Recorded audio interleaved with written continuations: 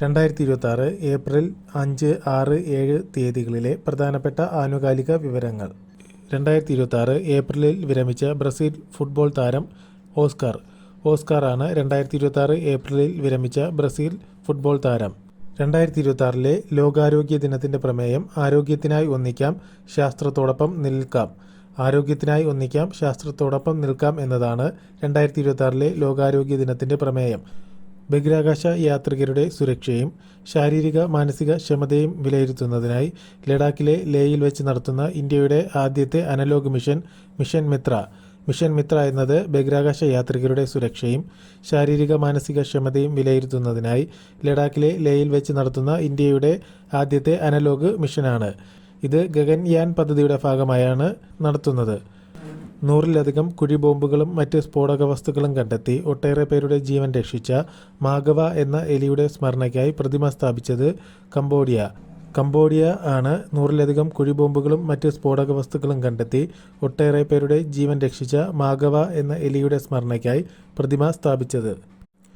സാർവത്രികമായ school പ്രവേശനം ഉറപ്പാക്കുക, കുട്ടികളുടെ കൊഴിഞ്ഞുപോക്ക് കുറയ്ക്കുക, സംസ്ഥാനത്തുടനീളം ഗുണനിലവാരമുള്ള വിദ്യാഭ്യാസം ലഭ്യമാക്കുക എന്നിവ ലക്ഷ്യമിട്ട് അടുത്തിടെ ഏത് സംസ്ഥാന സർക്കാരാണ് സ്കൂൾ ചലൈൻ ഹം എന്ന ക്യാമ്പയിൻ ആരംഭിച്ചത്? മധ്യപ്രദേശ്.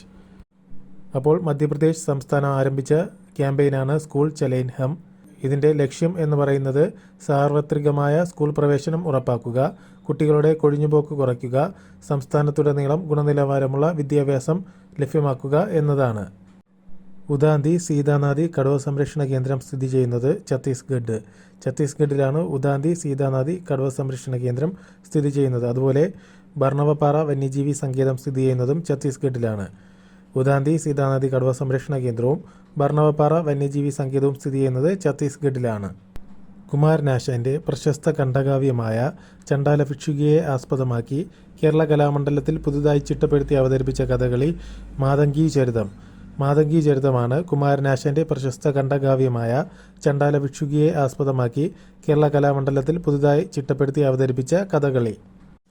2026 ഏപ്രിലിൽ അതിവേഗം പടരുന്ന 5-ാം പനി കാരണം ഇന്ത്യയുടെ ഏത് അയൽ രാജ്യമാണ് അടിയന്തര വാക്സിനേഷൻ ക്യാമ്പയിൻ ആരംഭിച്ചത്? ബംഗ്ലാദേശ്. 2026 ഏപ്രിലിൽ അതിവേഗം പടരുന്ന 5-ാം പനി കാരണം ബംഗ്ലാദേശാണ് അടിയന്തര വാക്സിനേഷൻ ക്യാമ്പയിൻ ആരംഭിച്ചത്.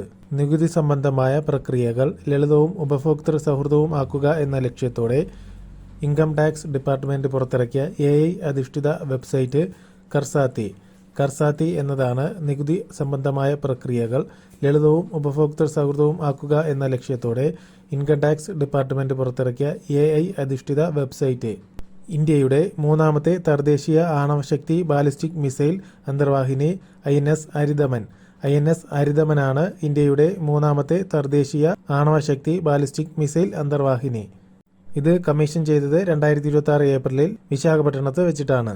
അപ്പോൾ ഇന്ത്യയുടെ 3ാമത്തെ തദ്ദേശീയ ആണവശക്തി ബാലിസ്റ്റിക് മിസൈൽ അന്തർവാഹിനിയാണ് INS അരിതമൻ. രാജ്യത്തെ ആദ്യ പഴന്തുണി സംസ്കരണ പദ്ധതി അഥവാ ഇന്ത്യയിലെ ആദ്യ ടെക്സ്റ്റൈൽ റിക്കവറി ഫെസിലിറ്റി വിജയകരമായി നടപ്പിലാക്കിയത് നവി മുംബൈ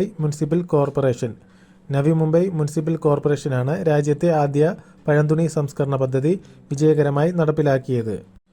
2026 നടന്ന പ്രഥമ ഖേലോ ഇന്ത്യ ട്രൈബൽ ഗെയിംസ് കിരീടം നേടിയത് കർണാടക. 38 മെഡൽ നേടി കർണാടകയാണ് 2026 നടന്ന പ്രഥമ ഖേലോ ഇന്ത്യ ട്രൈബൽ ഗെയിംസിൽ കിരീടം നേടിയത്. ഇതിൽ 2ാം സ്ഥാനം നേടിയ സംസ്ഥാനം ഒഡീഷയാണ്. 1ാം സ്ഥാനം നേടിയത് കർണാടകയും 2ാം സ്ഥാനം ഒഡീഷയുമാണ്.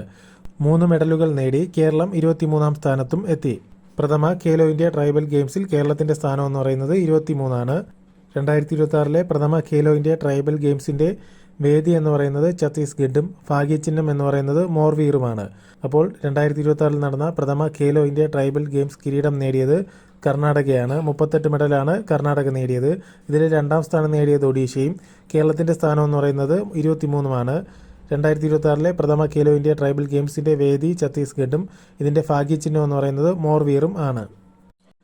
നവജാത ശിശുക്കളുടെ മരണനിരക്ക് കുറയ്ക്കുന്നതിനും ജനിതക ഉപാപചയ വൈകല്യങ്ങൾ നേരത്തെ കണ്ടെത്തുന്നതും ലക്ഷ്യമിട്ട് അടുത്തിടെ അൻമോൾ എന്ന പേരിൽ സൗജന്യ ജനിതക പരിശോധനാ പദ്ധതി പ്രഖ്യാപിച്ചത് ഡൽഹിയാണ് നവജാത ശിശുക്കളുടെ മരണനിരക്ക് കുറയ്ക്കുന്നതിനും ജനിതക ഉപാപചയ വൈകല്യങ്ങൾ നേരത്തെ കണ്ടെത്തുന്നതും ലക്ഷ്യമിട്ട് അൻമോൾ എന്ന പേരിൽ സൗജന്യ ജനിതക പരിശോധനാ പദ്ധതി പ്രഖ്യാപിച്ചത്. ഈ പദ്ധതിയിലൂടെ ഒരു തുള്ളി രക്തം ഉപയോഗിച്ച് നവജാത ശിശുക്കൾക്ക് 56 സൗജന്യ രോഗനിർണയ പരിശോധനകൾ സാധ്യമാക്കുന്നു. അതുപോലെ ഇതിൻ്റെ പൂർണ്ണരൂപം എന്ന് പറയുന്നത് advanced newborn monitoring and optimal life care എന്നതാണ്. അപ്പോൾ നവജാത ശിശുക്കളുടെ മരണനിരക്ക് കുറയ്ക്കുന്നതിനും ജനിതക ഉപാപചയ വൈകല്യങ്ങൾ നേരത്തെ കണ്ടെത്തുന്നതും ലക്ഷ്യമിട്ട് അടുത്തിടെ അൻമോൾ എന്ന പേരിൽ സൗജന്യ ജനിതക പരിശോധനാ പദ്ധതി പ്രഖ്യാപിച്ചത് ഡൽഹിയാണ്. ഇത്രയുമാണ് 2026 ഏപ്രിൽ 5, 6, 7 തീയതികളിലെ പ്രധാനപ്പെട്ട ആനുകാലിക വിവരങ്ങൾ.